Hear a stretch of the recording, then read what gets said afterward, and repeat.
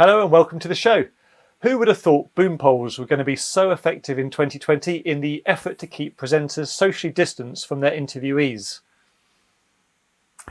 Yeah, in 2021, one manufacturer in particular will be celebrating 25 years of making boom poles, a family business with its beginnings steeped in the Nagra days and the beginnings of timecode, and receiving an Academy Technical Award for their classic boom pole.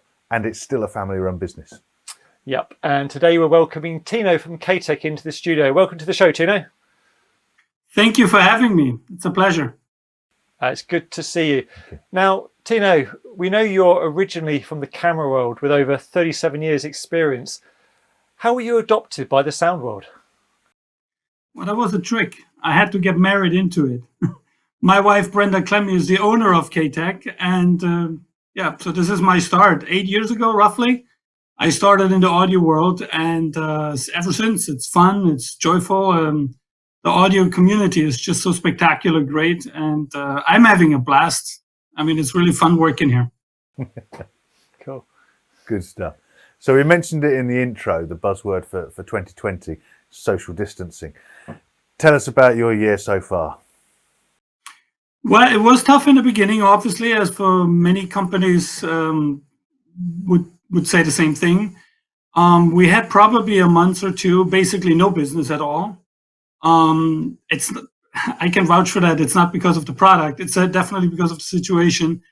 The industry, just nobody shot movies, videos, no recordings. But after 2 months later, things moved on. People needed something spectacular in the industry to keep the distance and stay safe. So we had a new product coming up.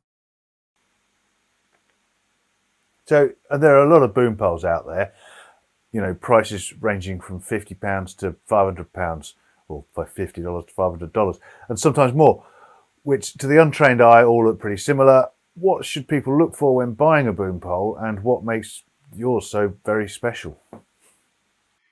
Well, the first question I can probably answer relatively easy. I mean, it's a beginner's pole, which is probably cheaper. And then if you wanted to go a little more professional, you needed the high-end pole. If you go cheap, you'll realize quickly, if you want to stay in this industry, you might want to upgrade to something better.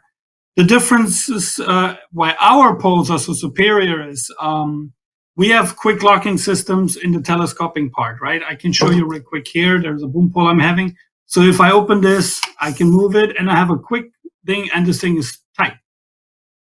That's one of the things.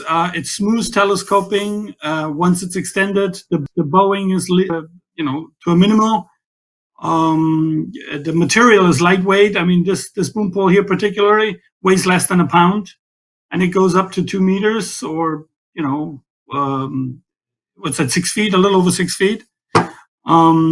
I also have that social distance pole here.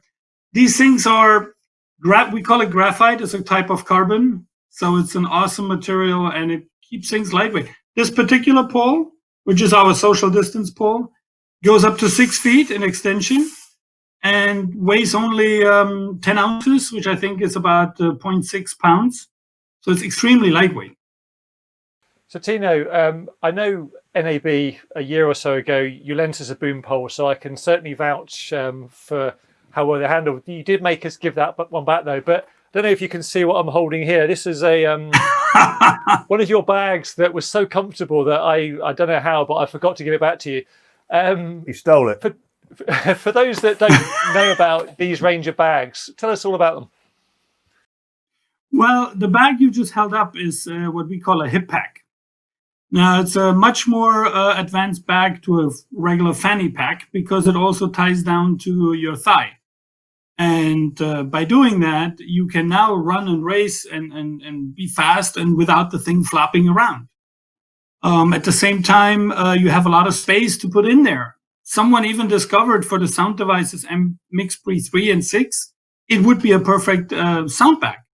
So you put in your mixer and you have the most smallest footprint ever when you have a mixer with you. We're making bags for since a little more than 8 years for the audio world. We were the first one to implement a frame, a solid frame. So if I can show that, there's a solid frame left and right? This bag does not collapse in itself, so it's a sturdy bag. We now have integrated, as a first one, a kickstand. So when you have it on the table, you can actually work on it like on a workstation. It's relatively lightweight, for the purpose what it does. We have now the first one introduced a attachment, a left and right, for external antennas, and or for example, a magic arm with a holder for a tablet or cell phone. So these things, there are many more features on here, like colored zippers and some stuff like that. Nobody else has done so far. I think we are, again, a little bit more advanced than some of our competitors. Yeah. As I say, again, with the boom pole, with the bag, I can vouch for it. I use it for batteries, XLR cables, phone chargers, all the stuff you really need on the move without the hassle of a backpack. But I hear you've been spotted at an airport going on holiday with yours. What do you keep in it? A little scary. Everybody has eagle eyes everywhere. Well, when I run around with my hip pack, I usually keep in there my cell phone, chargers, my passport. The things you need anytime. My wallet. It's easier than filling up your pockets and have it all in one spot, because you put your wallet in one pocket or your keys and then you keep going. Where is it? Right? Now, in this case, you just have it in one particular spot and you just grab it and you have it. So for me, this is a big benefit when I'm traveling. Yeah, just like Yes. you get whenever you're on a location.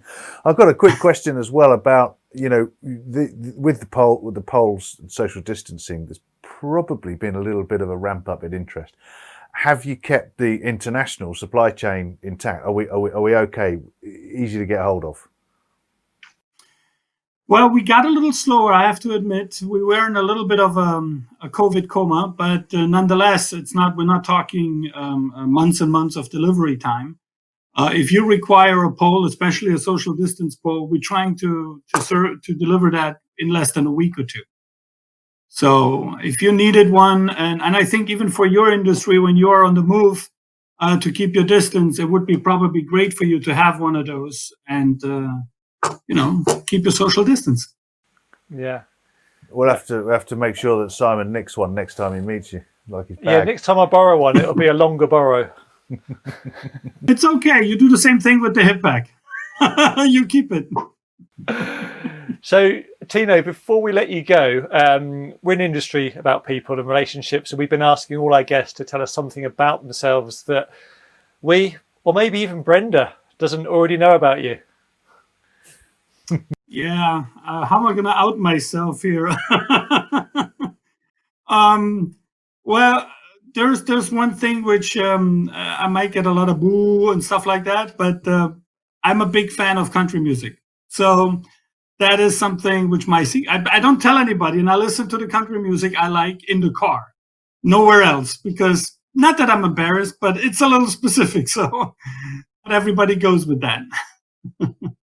Not everyone wants to hear it, but yeah, no, a good bit of country. That's right. That's good. That's good. Why not? Eh? Yeah. Yeah. Well, brilliant. Now we've found out your dirty little secret. Thanks for watching today, and thanks to Very Tino dirty. from K-Tek for coming on the show. To see all our video interviews and kit reviews, then head over to KitPlus TV, which is brought to you with the support of Mediaproxy, and you can find out more about them at mediaproxy.com. Thanks again.